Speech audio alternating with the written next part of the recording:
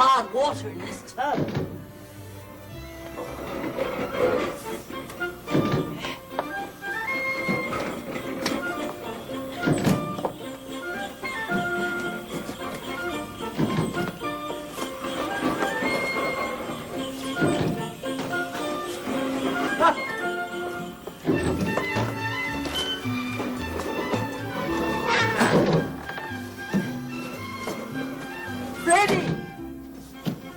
Freddie!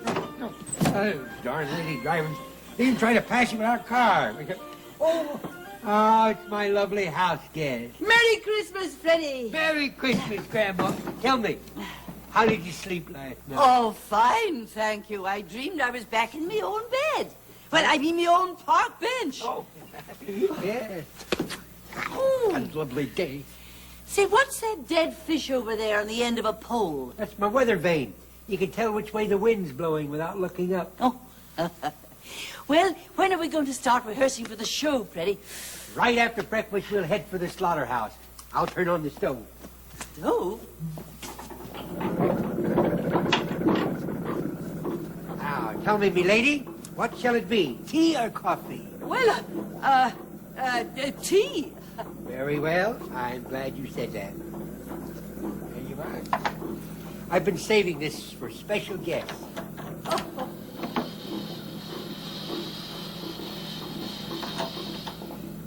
Don't be surprised if it tastes a little like Irish coffee. See, there's a little alcohol left in the radiator. Oh, it'll taste good. Ah, you bet.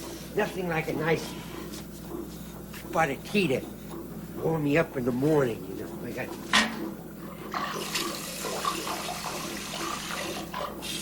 Look. Ouch, ouch, ouch, ouch. Well, of all things, a cafeteria. Ah, there it is. Oh, well, how ingenious, you know. I always thought that a radiator was there just so that it could boil over. Oh, it's too hot, Freddie. Oh, how gauche of me, how gauche. Here, let me cool it for you. I'll have it cool in just one mo. There it is. All saucered and blowed. Yeah, Well. you know, that's why the English have stiff upper lips. It's from cooling all that hot tea. Well, I'm sure it's delicious. An entirely new flavor. Orange Pico Rust. Just like Mother used to drive. Yeah, I'll have the toast in just a jiffy, as soon as I get it out of the jiffy. There we are. Oh, yeah. There we are.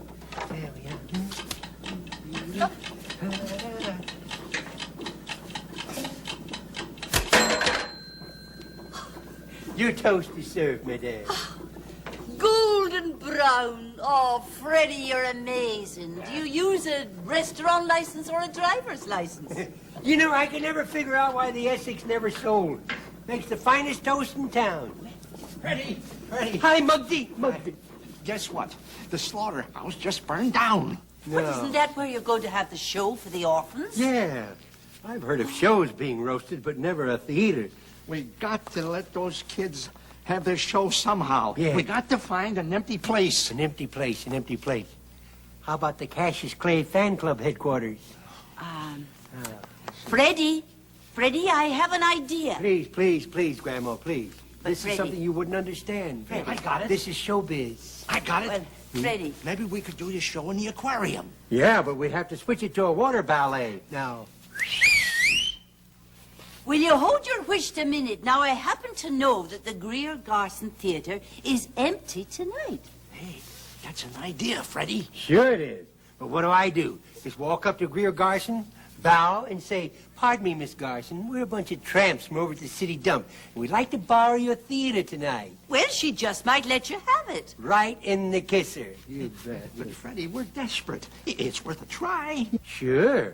But where am I going to find Greer Garson on Christmas Day? Freddie, I have a feeling that she's going to be at the theater in about 20 minutes. Really? Yeah. How would she know that? Well, she used to hang around backstage alley there by the theater. That's where I found her last night. She knows all those people. Yeah, wouldn't hurt to ask. Look, I tell you what, where'd she go? Granny, where'd she go? How do you like that? Eat and run. You know, it's manners like that that give us hobos bad names. That's right. Come. All right.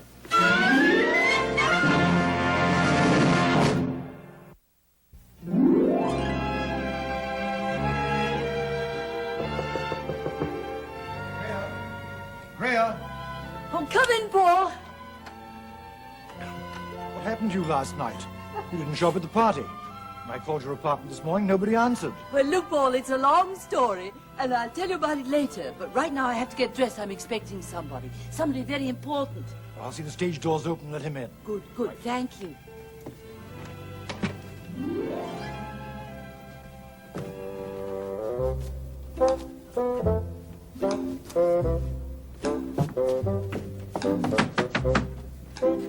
Merry Christmas, sir. The same to you. Yes.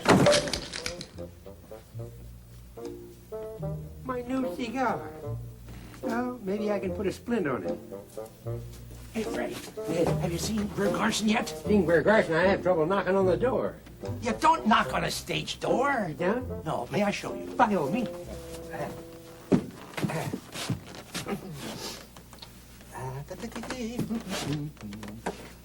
Entrez-vous, they say. Entrez-vous, they say. Hey, Freddie! And out he say. Entrez-vous. You can? Oh, that's wonderful. And listen, darling, telephone around and get as many of your friends to come too, will you? Good. Thanks a million. Bye.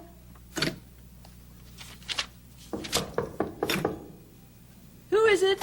It is I, Frederick K. Freeloader. Come right in.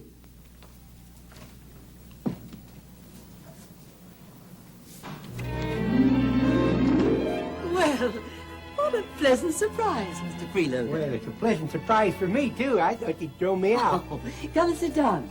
Oh, well, if you don't mind getting patch stains all over your furniture. I don't mind at all. Just make yourself comfortable. Well, maybe I better just float around the furniture like a helicopter, huh? Now then, Mr. Freeloader, what can we...